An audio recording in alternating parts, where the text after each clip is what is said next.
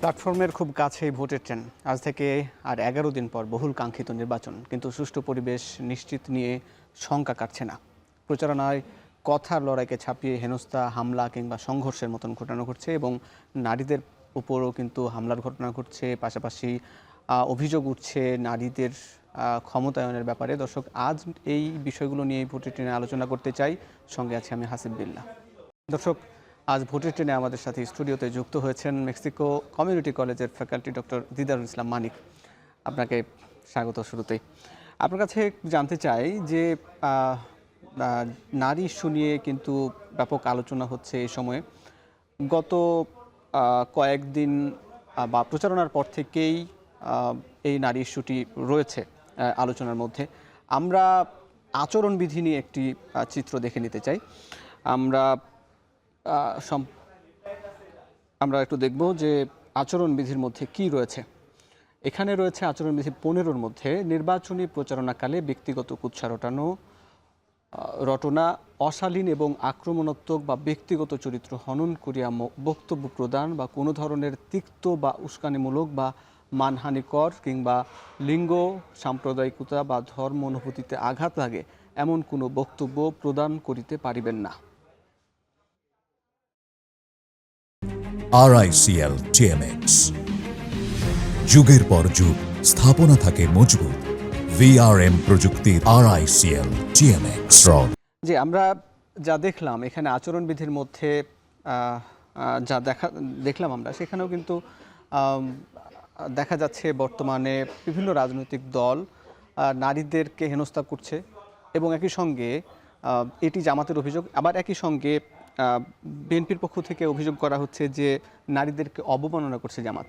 আসলে নির্বাচনকে ঘিরে নারী কেন ইস্যু হয়ে উঠল? ধন্যবাদ আপনাকে এবং এখন টিভির দর্শকদের। তো আমি বলবো যে দেখেন, নারী ইস্যুটা আমি বলবো বাংলাদেশে যেহেতু আমাদের হাফ পপুলেশন হচ্ছে আপনার নারী, তো ভোট ব্যাংকে কিন্তু তার একটা বড় ফ্যাক্টর আসলে।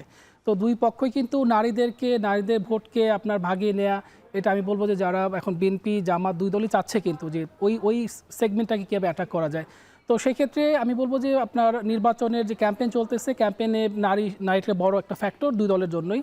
কিন্তু খুবই আনফর্চুনেট যে আমরা দেখছি যে আমি বলবো যে গত কয়েকদিন, আপনি যদি লাস্ট ইয়ার আমি এগুলো দেখতেছিলাম যে কিভাবে হচ্ছে নারীদেরকে বিশেষ করে একটা পার্টিকুলার ড্রেস কোড যারা মেনটেন করে তাদেরকে কিভাবে হচ্ছে আপনার ক্রিমিনালাইজ করা হচ্ছে। আপনি যেটা দেখালেন এটা খুবই সফট ভার্সন। আপনি যদি আরও প্রেসাইসলি বলি, সেটা হচ্ছে যে যেমন নিকাব এবং হিজাব পরে যারা যাচ্ছে জামাতের নারী কর্মীরা, তাদেরকে যেভাবে ক্রিমিনালাইজ করা হচ্ছে। আপনি যদি দেখেন যে পোশাক পরা কিন্তু এটা মানুষের মৌলিক অধিকার। অ্যামনেস্টি ইন্টারন্যাশনাল তারা দেখেন, আমি ডেফিনেশন একটা কোট আনকোট আমি বলতেছি যে এটা যে মানুষের ফান্ডামেন্টাল রাইটস, আপনি কীভাবে পোশাক পরে আমি কিন্তু ডিটারমাইন করবো না, এটা করবে হচ্ছে এটা হলো ইউনিভার্সাল রাইট, যে কেউ ইচ্ছা করলে সে মানে কি পড়বে না পড়বে এটা ইম্পোজ করা যাবে না। তো এখানে বলা হয়েছে যে the way people dress can be an important expression of their religious, cultural or personal identity or believes. As a general rule, the rise of freedom of religion or belief and freedom of expression entail that all people should be free to choose what and what not to wear. So এখানে দেখেন আমি কি পড়বো আপনি কি বলে দিবেন নাকি? এটা হলো, আমি বলবো যে এটা বিএনপির এটা খুবই বাজে একটা আপনার স্ট্র্যাটেজি কি, এবং এটা দেখছেন আপনি অনেক জায়গায় কিন্তু আপনার যে এরকম র্যান্ডমলি হচ্ছে, এবং তাদের কিন্তু টপ লিডার থেকে শুরু করে যারা পলিসি মেকার যারা বিএনপি, তারা কিন্তু এটাকে কখনো কন্ডেম করে নাই। কিন্তু আপনি যদি এখন সংস্কৃতি নিয়ে আসেন বাংলাদেশে, এটা আমি বলবো খুবই অ্যালার্মিং। আপনি দেখেন, আমি কয়েকদিন আগে দেখলাম যে ছাত্র দলের একজন নেত্রী ঢাকা ইউনিভার্সিটির, উনি কিন্তু একটা টেলিভিশনে আসেন কিন্তু নেকাব পরে, জগন্নাথ বিশ্ববিদ্যালয়। হ্যাঁ, তো এরকম আপনি দেখবেন। ইভেন দেখেন আপনার জমিয়তে ইসলাম, যেটা বিএনপির সাথে জোট, তাদের কি আপনি চিন্তা করেন, ওটা যদি রিলিজিয়াস পার্টি হয় এবং তাদের পক্ষ থেকে যারা ভোট চাইতে যাচ্ছে বিএনপির পক্ষ নিয়ে, তো তারা তো হিজাব নিকাব পড়তে পারে। তো আপনি কেন একটা পার্টিকে বলতেছেন যে ওই পার্টিকুলার ড্রেস কোড পরলে তাদেরকে আপনি ফিজিক্যালি হ্যারাস করতেছেন, এবং এটাকে আপনি প্রাতিষ্ঠানিকরণ করে ফেলতেছেন। যেই জিনিসটা হলো, আমি বলবো যে এটা হলো এই কাজটা এটা ক্রিমিনাল অফেন্স। আপনি যেটা বলছেন এটা শুধু এটা খুবই ন্যাস্টি একটা কাজ বিএনপি যেটা করছে। আমি বলবো যে ভোট ব্যাংকে আপনি তো জামাতে সবাই তো নেকাব পড়ে না বা হিজাব পড়ে না, তাই না? আপনি বাংলাদেশে আপর একটা দেখবেন বিশাল একটা আপনার সেগমেন্ট পিপল, যে যারা হচ্ছে হয়তো অত এডুকেটেড না, তারা রিলিজিয়াস না, কিন্তু ইটস পার্ট অফ কালচার আপনার। যে আমাদের কালচার হ্যাঁ, যেমন রয়েছে, তো আমাদের আপনি পোশাক কিভাবে শাড়ি, আপনি আমাদের বাঙালি পোশাক, না, exactly, আপনি দেখবেন যারা গ্রামে যান পরেন দেখবেন, বিভিন্ন জামা পরেন হ্যাঁ, অথবা তো কেউ religion শাড়ি পরেন মানতেছে, কিংবা even আপনি বোরকা পরেন, আপনি নেকাব দেখেন- পরেন। কিন্তু আমার প্রশ্ন হচ্ছে যে এই অভিযোগটা উঠছে জামাতের বিরুদ্ধে যে নারী কর্মীরা যখন ভোট চাইতে যাচ্ছেন তখন বিকাশ নম্বর এবং এনআইডি নম্বর কিন্তু সংগ্রহ করছেন। এই বিষয়টি যখন এই অভিযোগেই কিন্তু অনেকেই প্রশ্ন তুলছেন বা কথা কাটাকাটি বা বাগযুদ্ধে জড়িয়ে যাচ্ছেন, তারপরে কিন্তু ঘটনাগুলো আচ্ছা, ঘটছে, এরকম কিন্তু অভিযোগ আছে। দেখেন এখানে আমি জামাতকে ডিফেন্ড করার কাজ না, তো যেটা হচ্ছে যে এটা কিন্তু দুই পক্ষই করছে, কিন্তু আপনি দেখেন যে জামাত করতেছে এটা কিন্তু হাইলাইট হচ্ছে। অন দ্য আদার হ্যান্ড আপনি দেখবেন যে প্রচুর আপনি ভিডিও দেখবেন সারা দেশে বিএনপির প্রচুর লোকে, যে আমি এটা কোথায় যেন আমি এক্সাক্ট নাম বলতে পারবো না, আপনার হলো যে তাদের গিফট দিচ্ছে, টাকা দিচ্ছে প্লেটে করে। তো এটা কারা করতেছে? বিএনপি করতেছে। এটা আপনি একটা পার্টির দিকে আপনাকে মানে কি বলে যে দেখালে হবে না, এটা both party they are doing that. So আপনি হতেছে কেন শুধু একটা পার্টি করবেন না, বলবো যে এই কালচারগুলো আপনাকে করতে হবে। হ্যাঁ, যে মানুষকে আপনার ফোর্স করা, তারপর পার্সু করা, এগুলো তো আপনি পার্সু তো অন্যভাবে করতে পারেন। হ্যাঁ, আপনি আপনার ম্যানিফেস্টো তুলে ধরেন কি করতে চান, কিন্তু টাকা দিয়ে ভোট কেনা, তারপর বিকাশ টাকা পাঠানো, আমি বলবো এটা যেই করে, এটা বিএনপি বা জামাত যেই দলই করুক, এটা কোনো ডিসেন্ট ইয়া না। হ্যাঁ, আর এটার মধ্যে দিয়ে কী হবে আসলে? আপনি তো একটা মানুষের যে ভোট দেওয়া মৌলিক অধিকার, সেটাকে আপনি কি করতেছেন? এটা আপনি হচ্ছে তাকে আপনি নেগেটিভলি এটা ম্যানিপুলেট করার চেষ্টা করতেছেন, তাই না? 500 টাকা 1000 টাকা দিয়ে। তো এটা ডেমোক্রেসির জন্য কিন্তু সুন্দর না। মানে এই অভিযোগটা কিন্তু জামাতের বিরুদ্ধে আছে, এটা আপনি দুই কি দলেরই মনে আছে। করেন এটা আপনি কিনা? এক্স্যাক্টলি শুধু বলতে পারবেন না যে তারাই করতেছে। আমি বলবো যে দুই দলই করতেছে এবং দুই দলের এটাতে বিরত হওয়া উচিত। যে হচ্ছে যে কাজগুলো আমরা দেখছি আপনার ধরেন গত 15-16 ইয়ার্স আওয়ামী লীগের সময় তারা কিন্তু এটা করছে, টাকা দিচ্ছে মানুষকে, ভোট কিনে নিচ্ছে, ভোট দিতে দেয় নাই।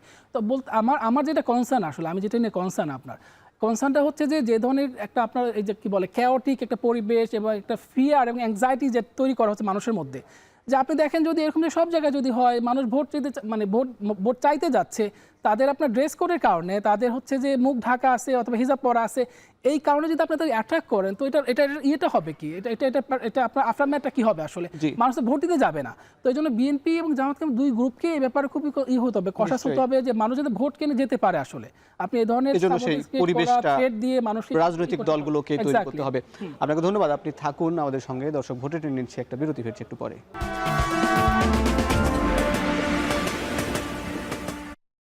দর্শক, বিরতির পর স্বাগত, দেখছেন ভোটের ট্রেন। দর্শক, ভোটের ট্রেনে আলোচনা স্টুডিওতে আছেন লেখক ও রাজনৈতিক বিশ্লেষক ডক্টর দিদারুল ইসলাম মানিক। বিরতির পর আপনাকে স্বাগত আবারও। আমরা যে আলাপটা করছিলাম সেখান থেকে যদি আবার শুরু করি, যে জামাতের নারী প্রতিনিধিরা আজকে প্রথমবারের মতন ইসিতে গিয়েছে এবং তাদের বিরুদ্ধে যেসব বা তাদের কর্মীদের হেনস্থার বিষয়ে যেসব প্রায় 15টি অভিযোগ ইসিতে জমা দিয়েছে। এবং একই সঙ্গে আমরা দেখেছি যে গতকালকে জামাত আমিরের একটি পোস্ট ভাইরাল হয়েছে এবং সেখানে বলা হচ্ছে যে সেটি হ্যাক হয়েছে দাবি করা হচ্ছে, কিন্তু আসলে বিএনপি কিন্তু আবার এটিকে নিয়ে অভিযোগ করা হচ্ছে যে নারীকে অবমাননা করেছে। এবং বিশেষ করে যদি বলি যে এর আগে আল জাজিরার সাক্ষাৎকার, তো সব মিলিয়ে কি মনে হয় যে জামাত বলছে যে নারীদেরকে তারা সম্মান করতে চায়, কিন্তু আবার একই সঙ্গে বলছে যে না, জামাতের আমির হওয়া সম্ভব নয়। আসলে এইগুলো কি সাংঘর্ষিক হয় কিনা তাদের কথাবার্তা? Thank you. আমি যদি প্রথম প্রশ্নের উত্তর অ্যান্সার করি, সেটা হচ্ছে নারীরা যারা হেনস্থার শিকার হয়েছে, জামাতের নারী কর্মীরা, তারা ইসির কাছে গেছে, আমি বলবো যে এটা ভালো আপনার মুভ। কারণ হচ্ছে যে এই জিনিসগুলো হচ্ছে আপনার কি বলে যে ল এনফোর্সের মাধ্যমে এটা শুরু হওয়া উচিত। কারণ এই ট্রেন্ড যদি চলতে থাকে আপনার, যে মানুষ হচ্ছে ভোট চাইতে যাবে, তাদের পোশাকের কারণে তারা হচ্ছে আপনার মানে আক্রমণের শিকার হবে, তো এই জায়গাগুলোতে পরিষ্কার স্ট্যান্ড থাকতে হবে নির্বাচন কমিশনের। আমি বলবো যে তারা যে কমপ্লেনগুলো করবে সেগুলো হচ্ছে আপনার সিরিয়াসলি নেওয়া। এগেন আমি এটা বলতেছি, যদি পোশাকের কারণে কি বৈষম্যের শিকার হয়, ফিজিক্যাল হ্যারাসমেন্ট শিকার হয়, এটা হলো মানবাধিকার লঙ্ঘন, একেবারে ক্লিয়ার। এখানে কোনো আপনার নেই আর, এটা ক্লিয়ারলি অ্যামনেস্টি ইন্টারন্যাশনাল ডিফাইন করছে যে কে কি পোশাক পরবে এটা তাদের চয়েস। হ্যাঁ, সেকেন্ড আমি যেটা বলতে চাচ্ছি যে দেখেন জামাত, আমি যেভাবে জামাতকে দেখি আসলে, আপনি দেখেন গত 16-17 মাস আগের জামাত ভার্সেস এখনকার জামাত, তো একটা পার্টি হচ্ছে আপনার, আমি বলবো যে এটা মোর রিলিজিয়াস একটা পার্টি দেন পলিটিক্যাল পার্টি ছিল 16 মাস আগে যদি চিন্তা করেন। তো তারা গত 16 মাসে যে ট্রান্সফরমেশন তাদের হয়েছে, আপনি দেখেন তাদের আমিরের কথা শুনেন বা ওভারঅল, আমি বলবো যে এটা একটা হিউজ ট্রান্সফরমেশন। তো নারী নেতৃত্বের ব্যাপারটা এখন দেখেন, এই পার্টিটা কিন্তু বেজ অন ইসলামিক ফিলসফি বা আইডিওলজি, আপনি যেটাই বলেন না কেন, এখন তাদের তো একেবারে বেসিক প্রিন্সিপালগুলো ফলো করবে তারা।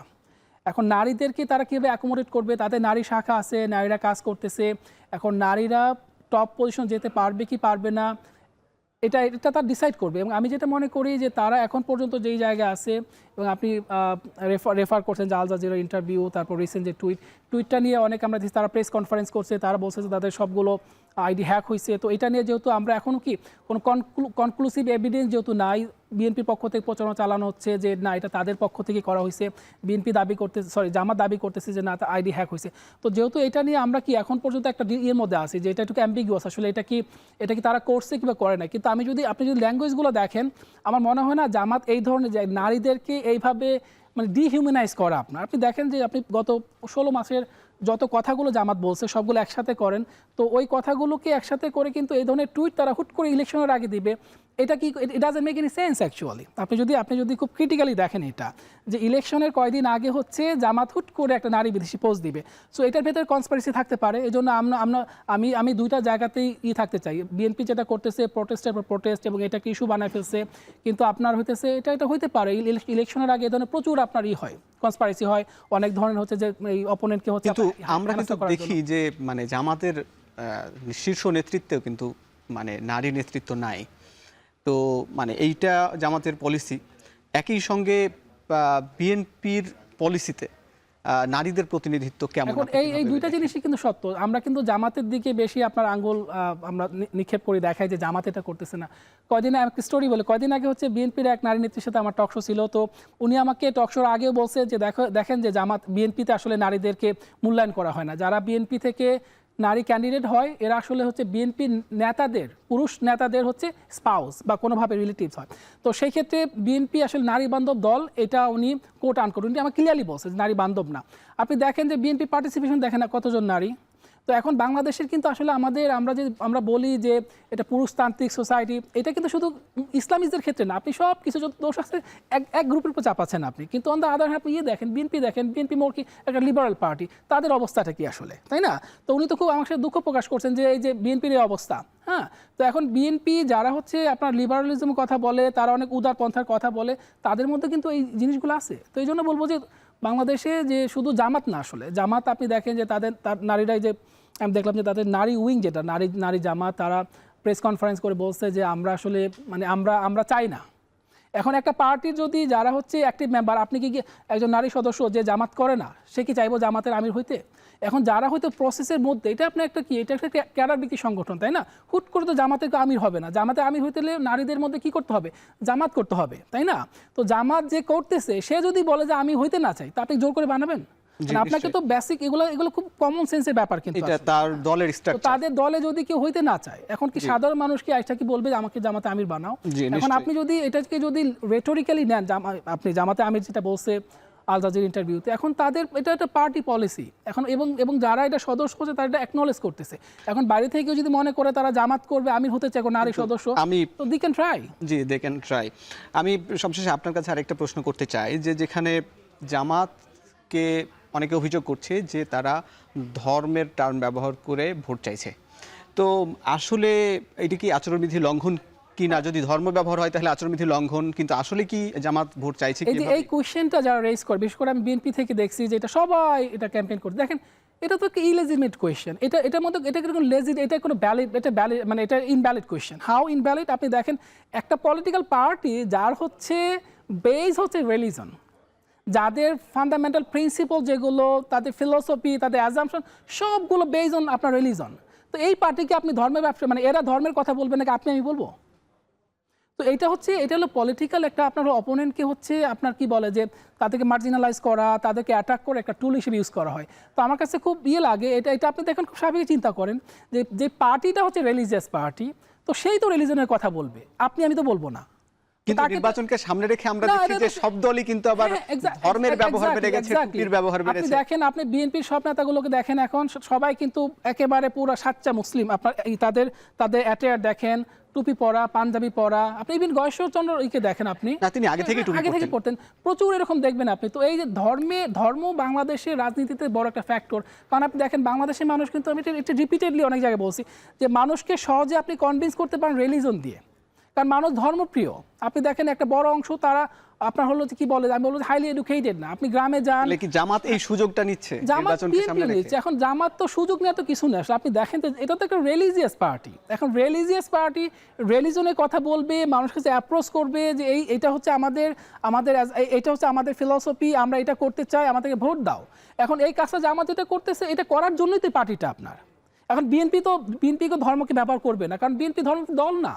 জি। তো যে দল ধর্মভিত্তিক দল, সে ধর্ম নিয়ে পলিটিক্স করবে, এটা তো তাদের পার্ট অফ দেয়ার আপনার হলো কি বলে যে জি, পলিসি, তার policy। হ্যাঁ। তো এটাকে তো আসলে আপনি করতে পারবেন না। যে সেই ধর্ম- পলিসি কতটা ভোটারদেরকে টানতে পারবে সেটা রায় হবে 12ই ফেব্রুয়ারি। আপনি ছিলেন, আপনাকে ধন্যবাদ জানাইয়ে আজকের মতো আপনাকে বিদায় দিচ্ছি। কিন্তু দর্শক, আমরা বিরতির পর আবার ফিরছি, ততক্ষণ সঙ্গে থাকুন।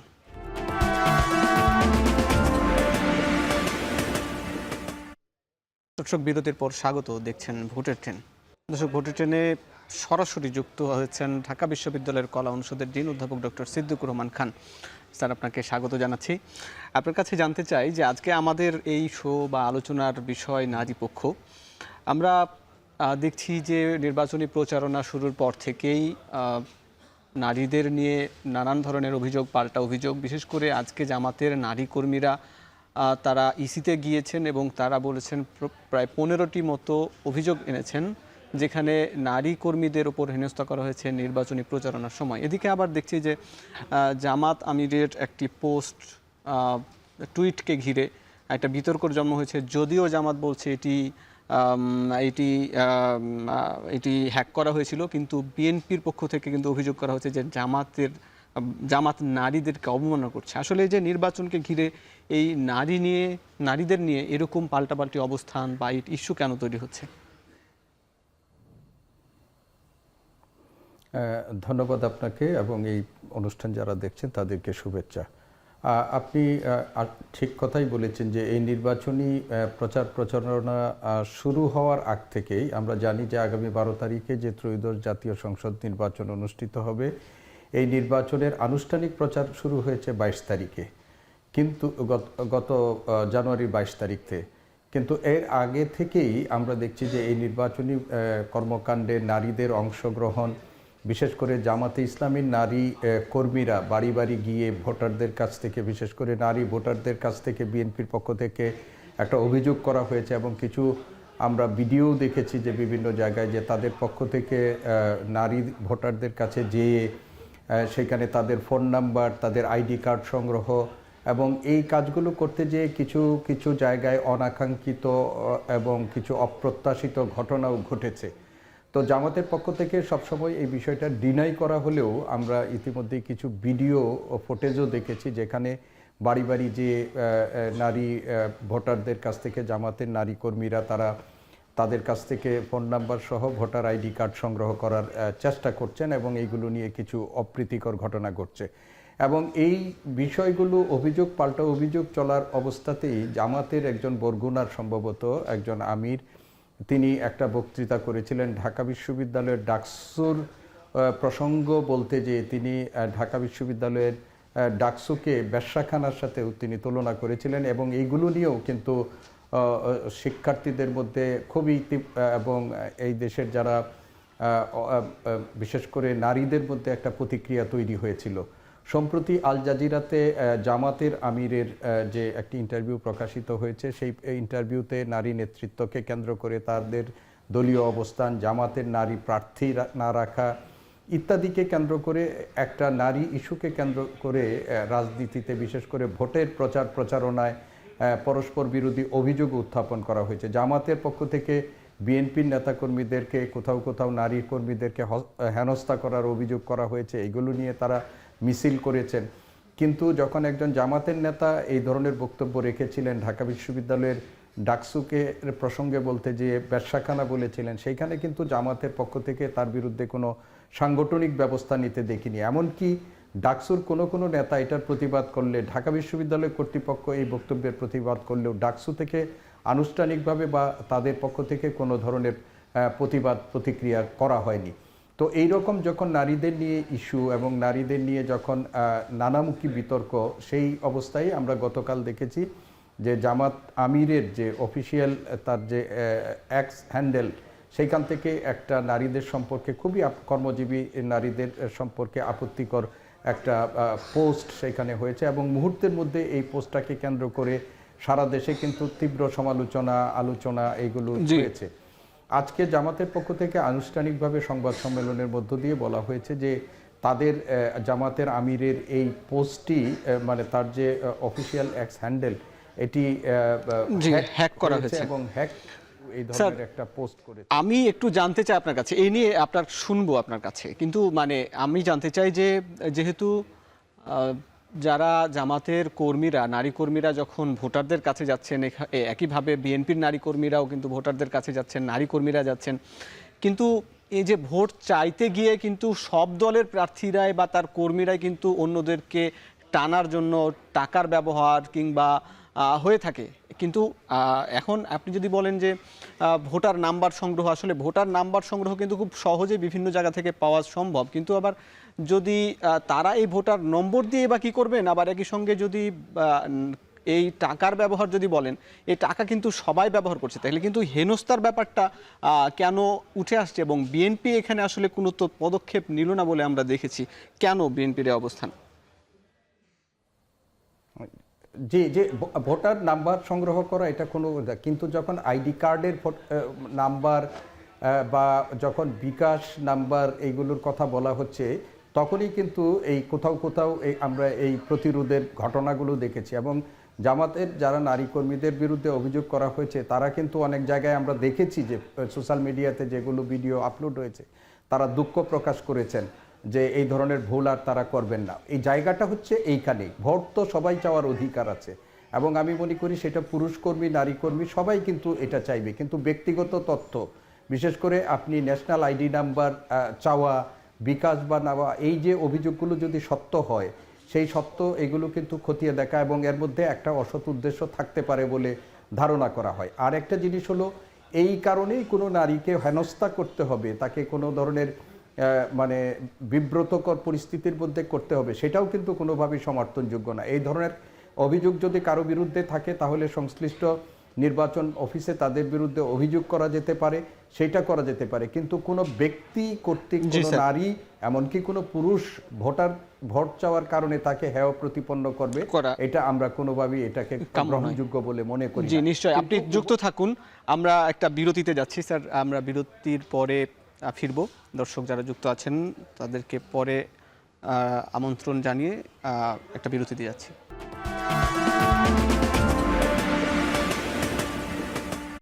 দর্শক বিরতির পর স্বাগত, দেখছেন ভোটের ট্রেন। আলোচনা করছি, আমাদের সঙ্গে যুক্ত আছেন ঢাকা বিশ্ববিদ্যালয় থেকে বিশ্ববিদ্যালয়ের কলা অনুষদের ডিন অধ্যাপক ডক্টর সিদ্দিকুর রহমান খান। স্যার, যে বিষয়টা আলাপ করছিলাম সেখানে যদি আবার ফিরে যাই, যেখানে আপনি বলছিলেন যে ঢাকা বিশ্ববিদ্যালয়কে বা ডাকসুকে, যে জামাতের বরগুনার এক নেতা যে ডাকসুকে বেশ্যাখানা বলে মন্তব্য করেছেন, কিন্তু তারপরে কিন্তু আমরা দেখেছি যে ডাকসুর নেতারা তারা এটির প্রতিবাদ জানিয়েছেন এবং জামাত থেকে কিন্তু সেই দলের সেই নেতাকে কিন্তু বহিষ্কারও করা হয়েছে। তো আমি একটু জানতে চাই যে এই যে কোনো একটা বিষয়কে মন্তব্য করা, আবার একই সঙ্গে কোনো একজন ভোটার বা কোনো একজন কর্মী ভোট চাইতে গিয়ে তাকে হেনস্থা করা, শারীরিকভাবে লাঞ্ছনা করা কিংবা মারধর করা, এইটা আসলে সমপর্যায়ের অপরাধ কিনা? দেখুন, আমি একটা জিনিস বলি, একটু আগেই আমি যেটা বলেছি, যে একটা হলো যে পরিস্থিতি তৈরি হয় কিভাবে, প্রত্যেক ঘটনার একটা প্রতিক্রিয়া হিসাবে একটা পাল্টা ঘটনা জন্ম দেয়।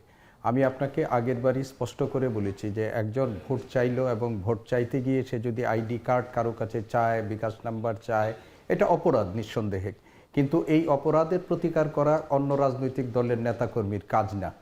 আপনি যদি এই ধরনের কাজ কেউ করে, তাহলে আপনি ইলেকশন কমিশনে তার বিরুদ্ধে অভিযোগ করবেন এবং সেইখানে আপনি প্রতিকার চাইবেন এবং ইলেকশন কমিশন সেই প্রতিকার গ্রহণ করবে। কিন্তু আপনি যদি সেই ধরনের কাজ কেউ করে, তাহলে সেটা কোনোভাবেই সমর্থনযোগ্য না। এটা আমি মনে করি যে অন্যায়, এটা অন্যায়। তো এখন যে ধরনের বক্তব্য আপনি বলেছেন, যে আমাদের কাছে আশ্চর্য হলো যে ডাকসুর নেতারা কেউ হয়তো আলাদা করে বলেছেন, কিন্তু ডাকসু কিন্তু সামগ্রিকভাবে এটাতে বিবৃতি দেয়নি। ঢাকা বিশ্ববিদ্যালয় কর্তৃপক্ষ এখানে বিবৃতি দিয়েছে। আর আমি একটা ডাকসুর জিনিস সভাপতি যেটা বলতে সেক্রেটারি চাই- তারা মূলত ফেসবুক স্ট্যাটাস দিয়ে অবস্থান স্পষ্ট করেছিল স্যার।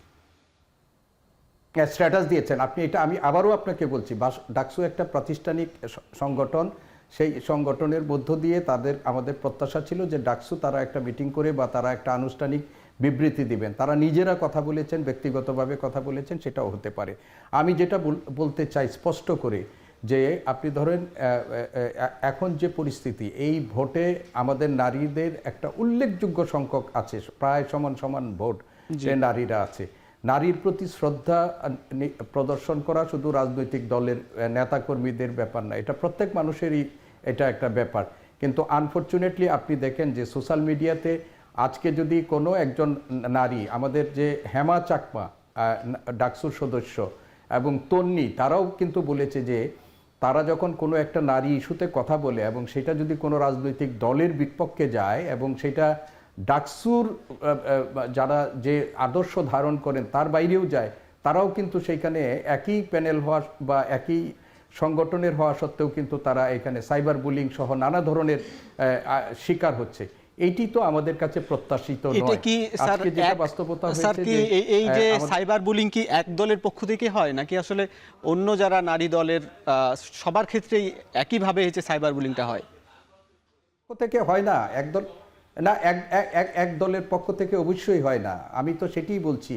আবার যখন আপনার অন্যদের পক্ষ থেকে যায়, সেটা যদি বিএনপির কোনো সমর্থকের হয় সেইখানেও হয়, কিন্তু সাইবার বুলিংটা একটা মানে এমন একটা মারাত্মক হয়েছে যে আমাদের নারীদের মানে সম্মান, তাদের সম্ভ্রম, বিশ্ববিদ্যালয়ের শিক্ষার্থী নারী শিক্ষার্থীদের সম্ভ্রম, সম্মান, শিক্ষকদের নারী শিক্ষকদের সম্ভ্রম, সম্মানের প্রতি মারাত্মক হানিকর অবস্থার মধ্যে দিয়ে চলে গেছে। স্যার আপনাকে এটিকে আমি কোনো সবশেষ একটু জানতে চাই, সবশেষ যে এখানে দেখা যায় যে জামাতের আমিরের যে আল জাজিরার সাক্ষাৎকার নিয়ে যে স্যার যে বিতর্কটি তৈরি হয়েছে, সেখানে জামাতের আমির হওয়া সম্ভব না নারীদের ক্ষেত্রে। ঠিক একইভাবে যদি নারীদের প্রতিনিধিত্বের কথা বলি জামাতের, এবং একই সঙ্গে যদি বিএনপির কথাও যদি বলি, যে জামাতের বা বিএনপিতেও কি আসলে মানে নারীদের প্রতিনিধিত্ব বা নারীদের নেতৃত্ব সমভাবে আছে পুরুষদের পাশাপাশি?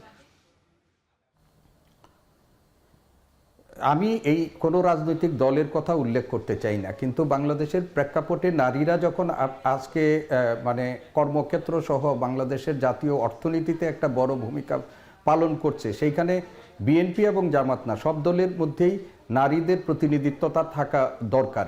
আপনি বাংলাদেশে কোনো রাজনৈতিক দল, জামাতে ইসলামী এত স্পষ্ট করেই বলছে তারা শরিয়া ভিত্তিক রাষ্ট্র পরিচালনা করবে না, এটা তো জামাতের আমির বলছেন স্পষ্ট করে যে তারা শরিয়া আইনের ভিত্তিতে রাষ্ট্র পরিচালনা করবে না।